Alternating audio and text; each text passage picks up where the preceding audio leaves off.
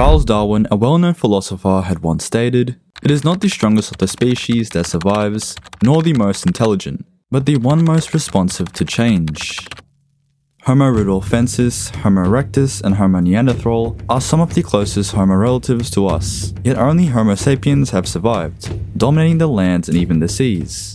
Which begs the question, what made us so special? Did we outthink them, outfight them, or were they doomed from the beginning? Whatever the reason, one thing is certain, we weren't always alone, but in the end, only we remained. Before Homo sapiens, before even Neanderthals, was the Homo Rudolfensis, an extinct hominin species that lived in East Africa during the early Pleistocene epoch, approximately 2.5 to 1.5 million years ago. This species has been the center of discussion about the origins and diversity of the genus Homo, following its first fossil discovery near Lake Turkana in Kenya. Rudolfensis was characterized by a larger brain case compared to earlier hominins, with cranial capacities estimated between 700 and 750 cubic centimeters. The face was broad and flat, lacking the pronounced brow ridges seen in some of the other earlier human species. Postcranial remains have been quite scarce, making it quite challenging to reconstruct their body sizes. KNMER 1470, which may sound like a prototype for a gun, but actually a fossil of a late Rudolfensis. It was discovered in 1972 in Kenya near Lake Turkana. The place it was discovered suggests that Homo Rudolfensis inhabited a range of environments, from open savannas to woodlands, indicating just how flexible they truly were. While direct evidence of tools used by Rudolfensis is quite limited, the species coexisted with early stone tool cultures. It is plausible that Rudolfensis utilized older one tools, which are simple stone flakes and cores used for processing food and other resources. However, without much research to go by, we can only assume that they likely only used stone tools. Their dental anatomy suggests an adaptation to a diverse diet that likely included both plants and animal matter, implying they were capable of processing tough, fibrous plant materials, which is why this dietary versatility would have been advantageous in the fluctuating environments of Pleistocene Africa. Regarding the classification of Homo Rudolfensis, some researchers propose that the species represents a distinct lineage within the genus Homo, while others suggest it may be a variant of Homo habilis or even Australopithecine. The disappearance of Rudolfensis from fossils show that they became extinct 1.5 million years ago, coinciding with the emergence and spread of Homo Erectus, a species exhibiting more advanced tool technology and greater adaptability. The factors leading to the extinction of Homo Rudolfensis are not well understood, but they may involve competition, climate change, or maybe a combination of both. If you liked the video so far, make sure to subscribe so you don't miss out on any future uploads.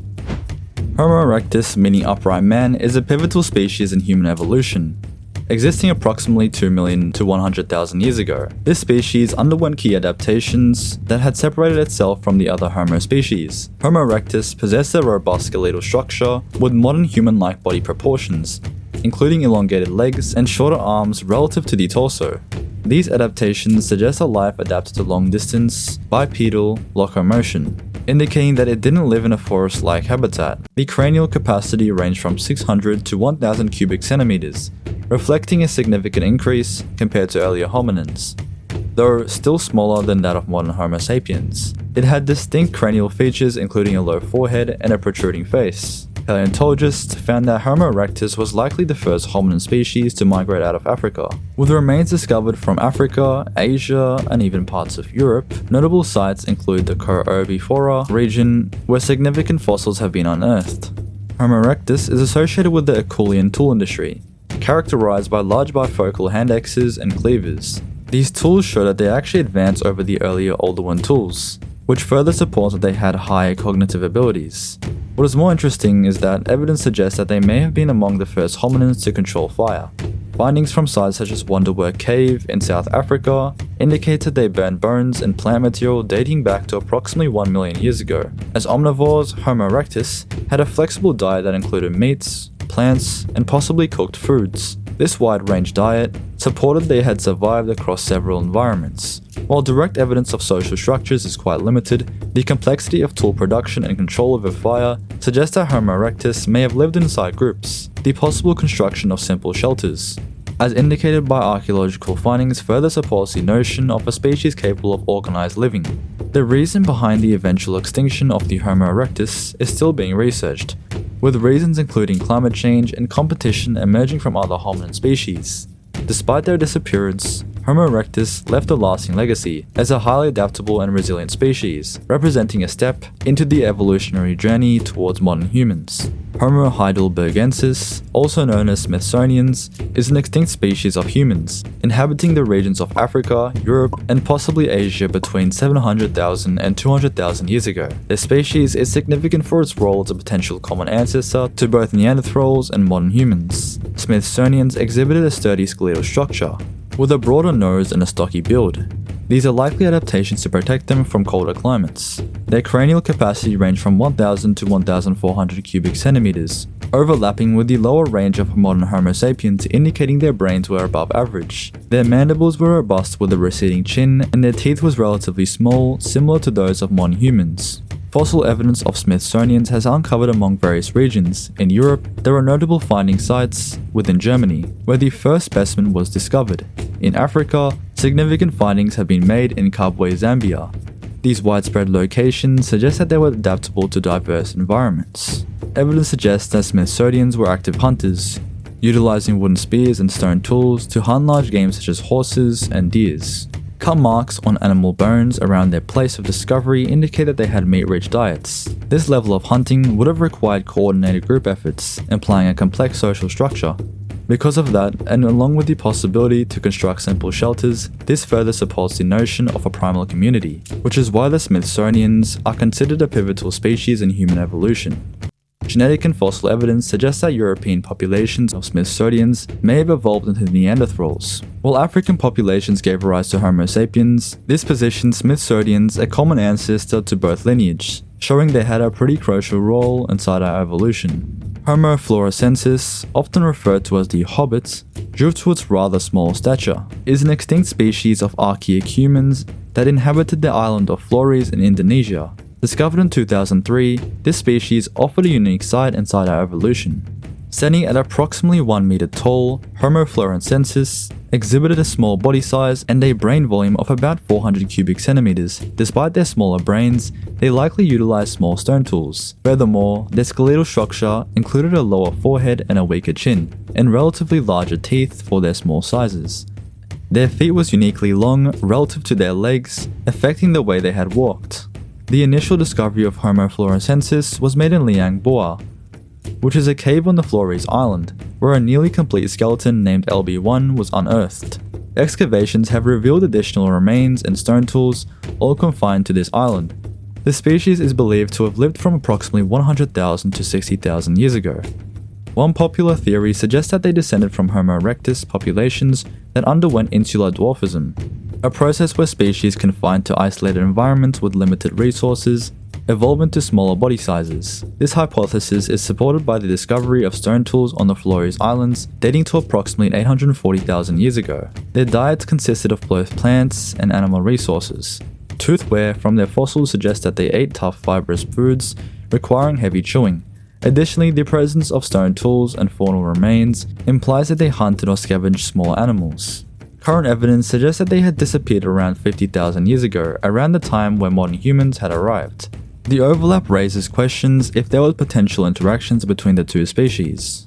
Homo Naledi, another extinct species of hominin, was discovered in 2013 within the Rising Star Cave system in South Africa, also known as the cradle of humankind. This species exhibits a unique combination of primitive and modern anatomical features. The Homo Naledi had smaller brain cases ranging from 460 to 600 cubic centimeters, similar to early hominins like Australopithecus. Despite this, certain aspects of its anatomy were remarkably modern. The species had a slender-like body with human-like hands and feet.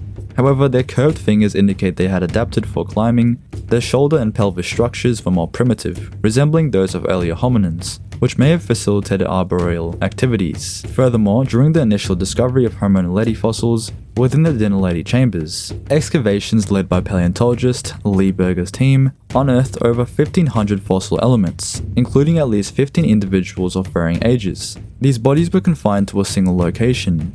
suggesting they had likely been disposed of by their own people. The dental morphology of Homo Naledi, characterized by small simple teeth, suggests a diet consisting of a large variety of foods, possibly including both rough plants and animal meats from smaller animals. Another intriguing aspect of Homo Naledi is how their remains actually got there in the first place. The location deep within the cave system, accessible only through narrow passages, has led some researchers to propose that Homo Naledi engaged in deliberate body disposal, potentially indicating ritualistic behaviors. This hypothesis remains contentious and remains a topic of ongoing research and debate. Carbon dating of their fossils suggests they had lived between 335,000 and 236,000 years ago, a period that overlaps with earlier Homo sapiens in Africa. Many studies state they likely were outcompeted by larger Homo species, such as Homo Neanderthal, or couldn't keep up with the environmental stress, causing food scarcity. Homo Neanderthalensis, commonly known as Neanderthals, were a distinct species who inhabited Europe and parts of West Asia approximately 400,000 to 40,000 years ago. They represent our closest extinct human relatives, sharing a common ancestor with modern humans. Neanderthals possessed a robust and muscular build adapted to the colder climate of Ice Age Europe. Their physical characteristics included a large middle part of their face and an overall stronger facial structure. They had a large nose, which may have been an adaptation for humidifying and warming the cold, dry air. Their bodies were shorter and stockier than those of modern humans, with shorter limbs, which helped conserve body heat. Despite their robust builds, Neanderthals had brains at least as large as modern humans, often larger, proportional to their body sizes. Neanderthals were skilled toolmakers associated primarily with the Mousterian stone tool culture, classified as Mo3 technology. This toolkit included a variety of flake tools such as scrapers and points, which were used for hunting and processing animal hides. Towards the end of their existence, some Neanderthal groups adopted more refined tools, similar to those of early modern humans, indicating a degree of cultural exchange or parallel development. Neanderthals were primarily carnivorous, hunting larger game such as mammoths, bisons, and even deers. However, evidence suggests they had varied diets and also included plant material, fungi, and shellfish when available. Isotopic analysis of Neanderthal bones indicates a high reliance on meat, and even plant starches, meaning they would feed on just about everything they physically could process. Neanderthals lived in larger social groups and exhibited behaviors that showed they were quite empathetic with one another. Fossil evidence shows healed injuries, suggesting that individuals were cared for during periods of incapacitation. They also are one of the few Homo species which buried their dead, shown by intentional positioning of bodies, which meant they undertook rituals and gave their respects to the deceased. The anatomical structure of Neanderthal hyoid bones suggests that they had the capacity for speech. While the complexity and extent of their language remain subject to research, it is likely that Neanderthals processed some form of spoken communication, facilitating their social interactions and cooperative hunting strategies. Neanderthals disappeared around 40,000 years ago, coinciding with the arrival of anatomically modern humans in Europe. Most people believe they lost in a battle with competition with modern humans, climate change, and possibly interbreeding. Genetic studies have confirmed that non-African human populations carry approximately 1 to 2% Neanderthal DNA, indicating that interbreeding did occur and that Neanderthals contributed to the genetic makeup of contemporary humans. An extinct group of archaic humans called Denisovans were first identified in 2010 through genetic analysis of a fingerbone fragment discovered in the Denisova caves, located in the Altai Mountains of Siberia. Their discovery unveiled a previously unknown lineage of hominins that coexisted and interbred with both Neanderthals and modern humans. Due to the scarcity of Denisovan fossils, reconstructing their physical appearance has been quite challenging.